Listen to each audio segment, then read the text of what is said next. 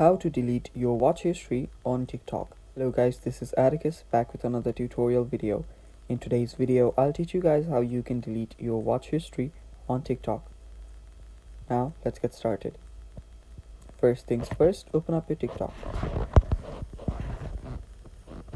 After you open your TikTok, go to your profile section on the bottom right. Now, after you're on your profile section, tap on the three lines on the top right and go to settings and privacy. Now after you're there, just scroll down, you will see content and display section. Go to activities center and right there you will see watch history on the top.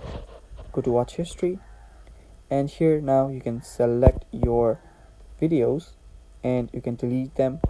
You can select all watch history too and then simply delete. Now select all watch history and delete.